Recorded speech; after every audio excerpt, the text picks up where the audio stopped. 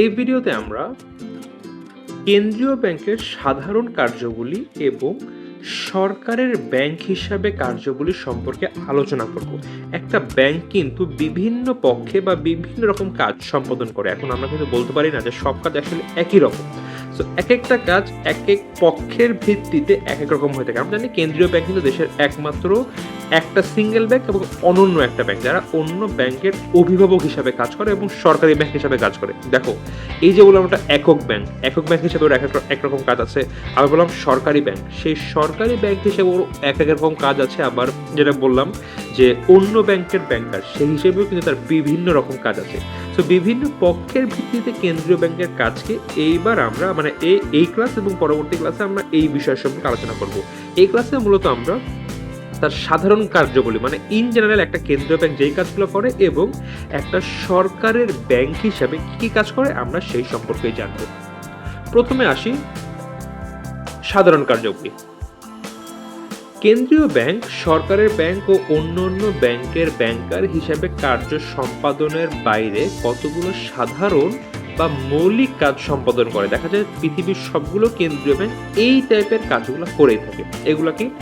Note ও মুদ্রা প্রচলন।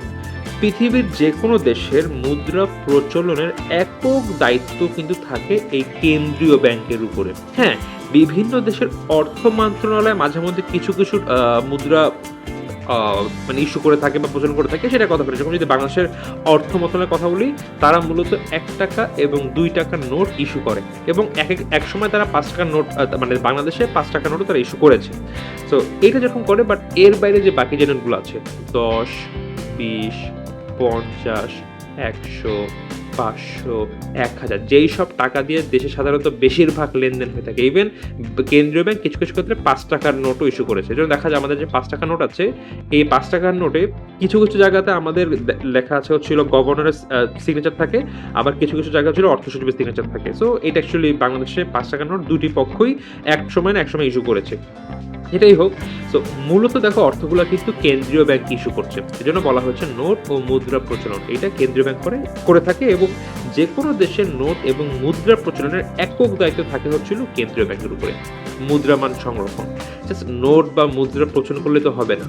দেশের অভ্যন্তরে যেন মুদ্রাস্ফীতি না হয় বা বৈদেশিক মুদ্রার এগেনস্টে যেন আমাদের দেশের মুদ্রার মান পড়ে না যায়, এইটাও কিন্তু কেন্দ্রীয় ব্যাংক নিয়ন্ত্রণ করে।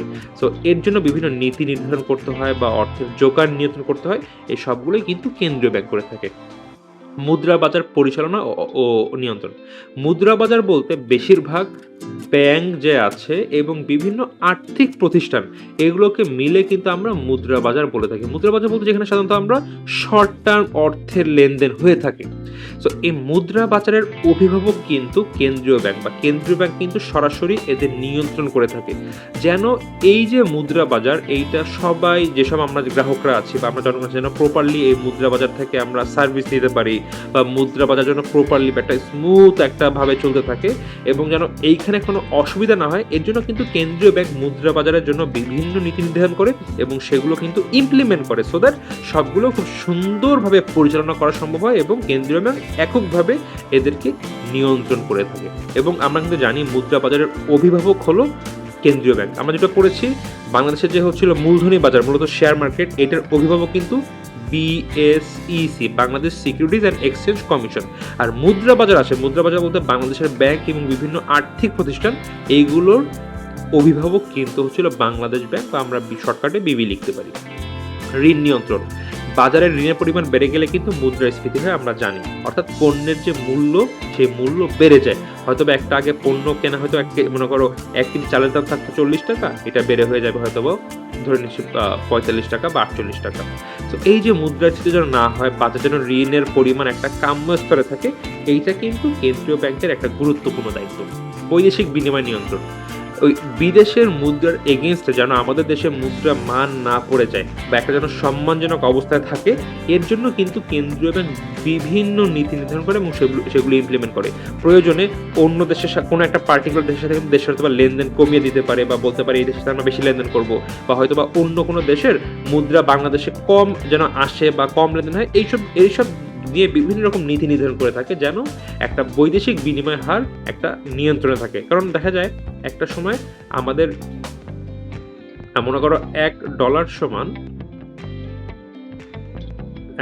সমান বাংলাদেশে কয় টাকা পাওয়া যেত, ধরে নিচ্ছি 90 টাকা পাওয়া যেত।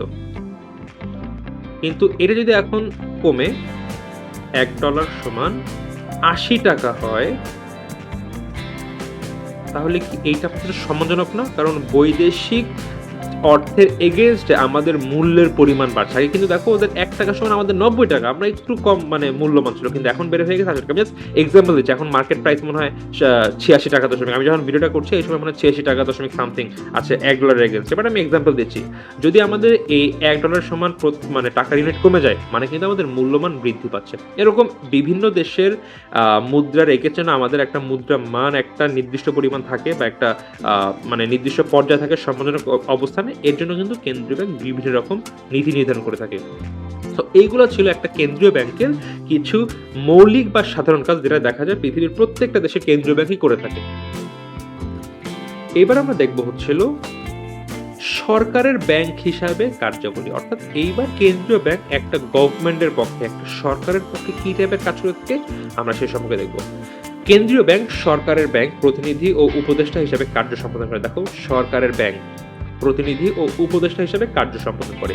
সরকারের ব্যাংক হিসেবে কেন্দ্রীয় ব্যাংক যে সকল কার্য সম্পাদন করে তার নিম্নরূপ। একটা জিনিস দেখো, আমাদের যে ব্যাংক, একটা ব্যাংক কিন্তু আমাদের পক্ষে বিভিন্ন রকম কাজ করে, হয়তোবা সরাসরি কাজ করে না, বাট আমাদের বিভিন্ন সার্ভিস দেয়। কিন্তু কেন্দ্রীয় ব্যাংক কিন্তু সরকারকে গিয়ে তার বিভিন্ন কাজ করে দেয়। কথাটা কিন্তু সম্পূর্ণ ভিন্ন। মানে আমাদের ক্ষেত্রে আমরা ব্যাংকের কাছ থেকে যখন যাই, আমরা একটা মানুষ হিসাবে আমরা ব্যাংকের কাছে যাই, ব্যাংক আমাদের বিভিন্ন সার্ভিস দেয়। আমি বলি ভাই আমার এটা লাগবে সেটা লাগবে, ব্যাংক সার্ভিস দেয়। আর সরকারের পক্ষে অনেকটা সেমি অ্যাকচুয়ালি, সরকারকেও কেন্দ্রীয় ব্যাংক সাপোর্ট দেয়, বাট একটু বেশি লেভেলে দেয়, কারণ সরকার নিজস্ব ব্যাংক এবং সরকারের কিছু কাজই কেন্দ্রীয় ব্যাংকের সরকার বলে রাখে আমার এই কাজ তুমি দেখে নিবা, কেন্দ্রীয় ব্যাংক দেখে নেয়। প্রথমে কি, তহবিল সংগ্রহ। সরকারের পক্ষে বিভিন্ন পক্ষ থেকে অর্থ সংগ্রহ করার দায়িত্ব কিন্তু কেন্দ্রীয় ব্যাংকের থেকে। সেই অর্থ জমা গ্রহণ স্থানান্তর করে অর্থ সংগ্রহ রক্ষণ করলাম। আবার বিভিন্ন পক্ষ থেকে অর্থ সংগ্রহ করার দায়িত্ব আসে, এই হয়তো মনে করো ট্যাক্সের টাকা বা অন্য টাকা, এই বিভিন্ন টাকা কিন্তু সংগ্রহ করে থাকে এবং প্রয়োজনে বিভিন্ন পক্ষে কিন্তু টাকা স্থানান্তরের কাজ কেন্দ্রীয় ব্যাংক করে থাকে। আর্থিক লেনদেন সম্পাদন, সরকারের পক্ষ থেকে বিভিন্ন পক্ষকে অর্থ লেনদেন করা, বা মনে করো দেশে বিশাল কোনো একটা প্রজেক্ট হচ্ছে, একটা মেগা প্রজেক্ট, বৈদেশিক একটা পক্ষ আমাদেরকে ঋণ দিচ্ছে বা আমাদের কাজ করে দিচ্ছে, এই যে কাজ করছে ওদের যে বিভিন্ন পেমেন্ট, এগুলো পে করে দেওয়ার দায়িত্ব কিন্তু মূলত কেন্দ্রীয় ব্যাংকের উপরই থাকে। হিসাব সংরক্ষণ, সরকারের অর্থের হিসাব, কোনো বাজেটের কি পরিমাণ অর্থ আছে, কোথায় খরচ হয়েছে, কি বাকি আছে এখনো, বা হাতে কি পরিমাণ টাকা আছে, এই যে একটা হিসাব রক্ষণের কাজ, এটা কিন্তু সরকারের পক্ষে কেন্দ্রীয় ব্যাংক করে থাকে। ঋণদান ও তত্ত্বাবধান, প্রয়োজনে কেন্দ্রীয় ব্যাংক সরকারকে ঋণ প্রদান সহ করে সরকার বলতে আসলে সরকারকে তো একদম সরকারকে দেয় না, সরকারের বিভিন্ন যে বিভাগ থাকে বা মন্ত্রণালয় থাকে, সেই সব মন্ত্রণালয়কে প্রয়োজনে ঋণ প্রদান করে বা সেসব ঋণ নিলে তত্ত্বাবধান করে যে কিভাবে কি করা উচিত, এইসব কেন্দ্রীয় ব্যাংক করে থাকে। বৈদেশিক ব্যাংকের সাথে সম্পর্ক রক্ষা। দেখো, একটা সরকার মাধ্যমে কি বললাম, সরকার বলতে বিভিন্ন পক্ষ, বিভিন্ন বিভাগ বা মন্ত্রণালয়কে বোঝানো হচ্ছে। এখন কোনো কি মন্ত্রণালয় সরাসরি গিয়ে সরকারের পক্ষে বৈদেশিক কোনো পক্ষের কাছে ঋণ নিবে বা কাজ করবে? নিশ্চয়ই না। সরকারের পক্ষে মানে ওই বিভিন্ন মন্ত্রণালয় বা বিভিন্ন বিভাগের পক্ষে কিন্তু কেন্দ্রীয় ব্যাংক প্রয়োজনে বৈদেশিক কোনো ব্যাংকের কাছ থেকে ঋণ নেয় বা বৈদেশিক কোনো পক্ষের কাছ থেকে ঋণ নেয়। এবং এই যে সম্পর্ক একটা, আচ্ছা এখানে ছিল আবার বলা হয়েছে সম্পর্ক রক্ষা। তো এই যে ঋণ নেওয়ার ক্ষেত্রে অথবা যে বিভিন্ন মিটিং বা মনে করো বিভিন্ন কনফারেন্স হয়, এইসব ক্ষেত্রে আর্থিক কনফারেন্স বা বিভিন্ন যে ফাইন্যান্সিয়াল কনফারেন্স হয়, সেই সব জায়গাতে কিন্তু কেন্দ্রীয় ব্যাংকে সরকারের পক্ষে প্রতিনিধিত্ব করে থাকে বা সরকারের পক্ষে কাজটি করে রাখে বা বিভিন্ন সম্পর্ক রক্ষা করে থাকে। তারপরে সরকারের উপদেষ্টা ও প্রতিনিধিত্ব, বিভিন্ন কাজে সরকারকে কি করা উচিত, সরকারের কিভাবে করা উচিত, এইসবের উপদেষ্টা এবং বিভিন্ন কাজে সরাসরি সরকারের রিপ্রেজেন্টেটিভ হিসাবে কিন্তু কেন্দ্রীয় ব্যাংক বিভিন্ন জায়গায় যায় এবং গিয়ে তাদের কাজটি করে দিয়ে আসে। সরকারের আর্থিক নীতি বাস্তবায়ন, একটা আর্থিক নীতি কিন্তু সাধারণত দেশের অর্থ মন্ত্রণালয় করলেও কেন্দ্রীয় ব্যাংক সেই সব পক্ষকে বিভিন্ন অ্যাডভাইস দিয়ে থাকে এবং বিভিন্ন তথ্য সরবরাহ করে থাকে। এর উপর ভিত্তি করেই কিন্তু একটা দেশের অর্থ মন্ত্রণালয় কিন্তু দেশের আর্থিক নীতি বাস্তবায়ন করে এবং মানে ইমপ্লিমেন্ট করে আর কি। সো কেন্দ্রীয় ব্যাংক দেখা যায় মানে সরাসরি হয়তো বা সবসময় এইখানে অবদান রাখে না, কিন্তু মাঝে মধ্যেই কিন্তু, বা মাঝে মধ্যে না বেশিরভাগ ক্ষেত্রে কিন্তু তারা দেখা যায় যে যেই পক্ষ এই নীতিটা মানে প্রণয়ন করছে তাদেরকে তথ্য দিয়ে এবং অ্যাডভাইস দিয়ে সাহায্য করছে। সো এইগুলো ছিল মূলত কেন্দ্রীয় ব্যাংক একটা সরকারের ব্যাংক হিসাবে কি কি কাজ করে থাকে। বন্ধুরা, আশা করি তোমরা বুঝতে পেরেছো। এই ভিডিওতে এ পর্যন্তই বন্ধুরা, দেখা হচ্ছে পরবর্তী ভিডিওতে।